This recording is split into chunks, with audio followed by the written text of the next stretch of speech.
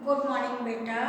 अभी हम लोग इतिहास में सल्तनत कालीन जनजीवन पाठ पढ़ रहे हैं ना, पाठ 5। उसके अंतर्गत हम लोग विदेशियों का आगमन पढ़े, शासन और शासक पढ़े, उसके बाद गांव के लोगों का जनजीवन में बदलाव पढ़े, फिर शहरों में बदलाव पढ़े, है ना। इस प्रकार से हम लोग पढ़े। अब आगे क्या पढ़ेंगे? धर्म के बारे में पढ़ेंगे। किसके बारे में पढ़ेंगे? धर्म के बारे में पढ़ेंगे। अब क्या होता है, सल्तनत काल में इस्लाम धर्म का प्रभाव काफी बढ़ा। किस धर्म का प्रभाव काफी बढ़ा? इस्लाम धर्म का प्रभाव काफी बढ़ा। भारत में इस्लाम का आगमन कई सदियों पहले तो हो चुका था, है ना, लेकिन यह धर्म पश्चिमी तट पर अरब व्यापारी के साथ आया था। किसके साथ आया था? अरब व्यापारियों के साथ आया था। सुल्तानों ने इस्लामों को काफी बढ़ावा दिया। उन्होंने बड़ी बड़ी मस्जिदें बनवाई और इस्लामी संतों व धार्मिक विद्वानों को बहुत दान में दिया, है ना। इस्लामी संतों व धार्मिक विद्वानों को उन्होंने क्या किया? बहुत दान दिया। मंगोल आक्रमण के कारण मध्य एशिया में भी कई इस्लामी विद्वान व संत भारत आए। मंगोल से कई संत आए यहाँ पर। कौन? मुस्लिम संत। इस प्रकार से धर्म आया। अब उसके बाद शेख निजामुद्दीन औलिया व अमीर खुसरो, यह क्या किए? शेख निजामुद्दीन औलिया दिल्ली में रहने वाले एक प्रसिद्ध सूफी संत थे। कौन थे? सूफी संत थे। कौन? निजामुद्दीन औलिया।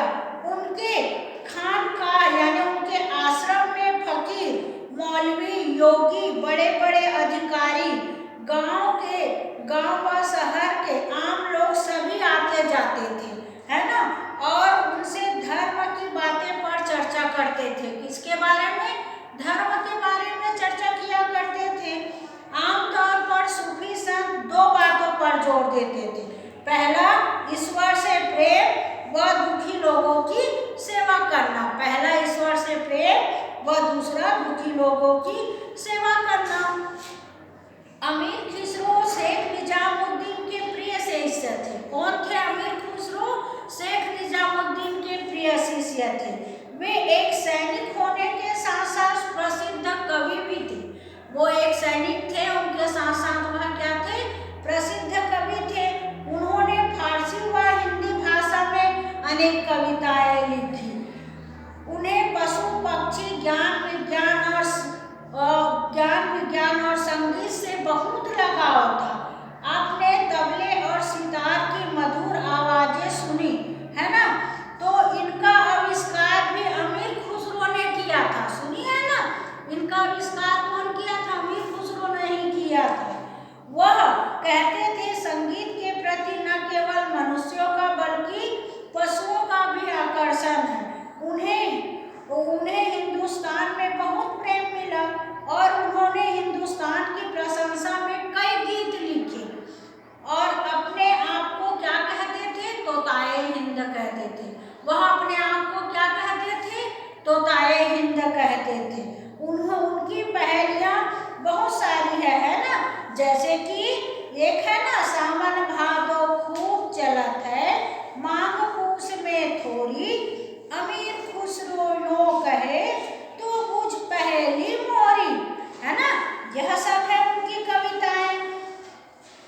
अब इस्लाम धर्म में मूर्ति पूजा तो वर्जित है और इसमें जात पात ऊंच नीच आदि भेदभाव के लिए भी जगह नहीं है। इस्लाम में माना गया है कि सभी लोग ईश्वर के सामने समान हैं और सभी लोग मिलकर सरल और सीधे तरीके से ईश्वर से प्रार्थना कर सकते हैं। इस प्रकार से किसमें है? इस्लाम धर्म में। अब इस्लाम धर्म में भी इस काल में सल्तनत काल की स्थापना के पूर्व इस्लाम में कई धाराएं और संप्रदाय बन गई और जैसे शिष्य सूफी है, इस्लामी है, आदि सभी बने। इन सभी संप्रदायों में से संबंधित मुसलमान विद्वान व संत भारत में आकर बसने लग गए। इस प्रकार से यह संप्रदाय इस्लाम व हिंदू धर्म के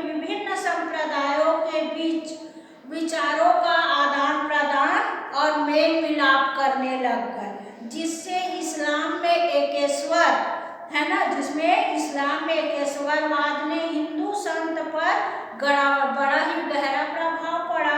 उसी तरह योग और गीता का भी बड़ा प्रभाव इस्लामी संतों पर भी पड़ा। उन्होंने कई संत इस नतीजे पर पहुंचे कि सभी धर्म एक ही ईश्वर की भक्ति करता है ना। वे विभिन्न धर्मों के बीच के अंतर को मिटाना चाहते थे।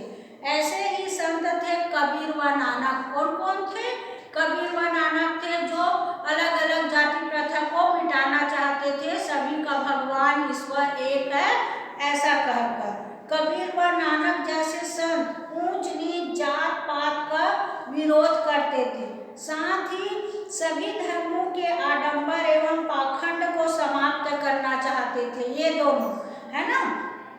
वे ईश्वर के प्रति सच्चे प्रेम और मानवता के मूल्यों को बढ़ावा देना चाहते थे।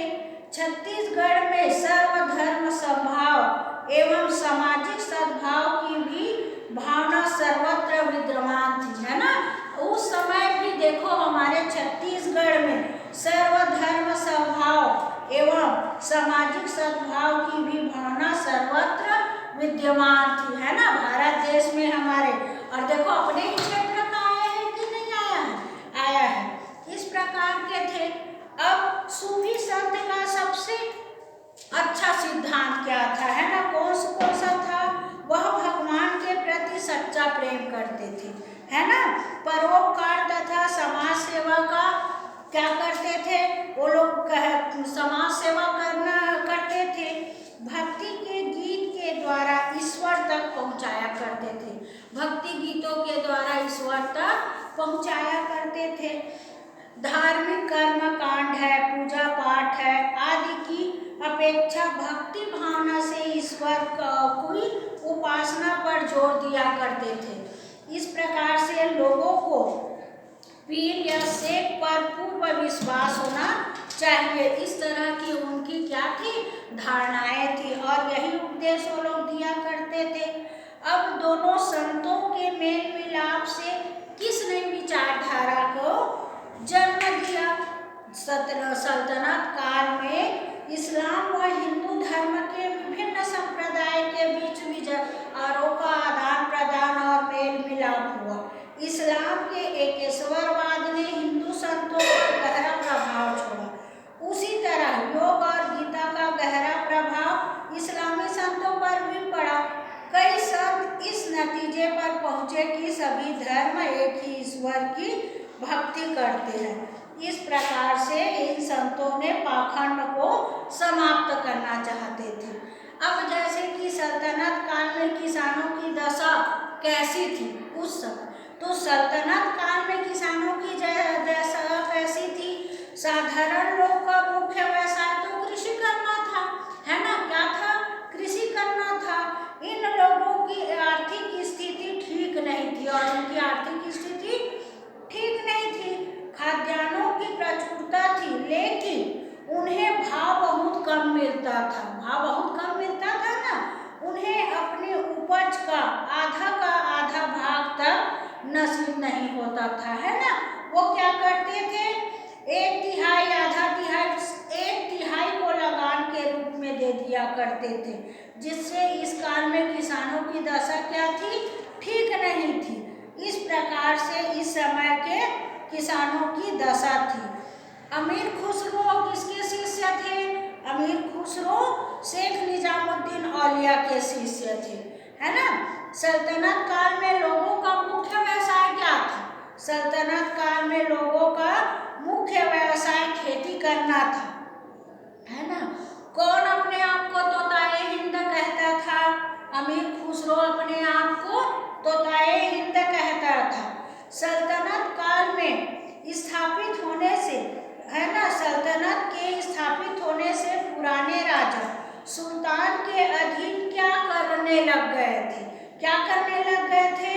सल्तनत के स्थापित होने से पुराने राजा सुल्तान के अधीन जमींदार बनकर रहने लग गए थे। क्या बनकर? जमींदार बनकर रहने लग गए थे। अब गिनती में शून्य का उपयोग किस देश के विद्वानों ने किया, है ना। गिनती में शून्य का उपयोग हमारे भारत देश के विद्वानों की देन है।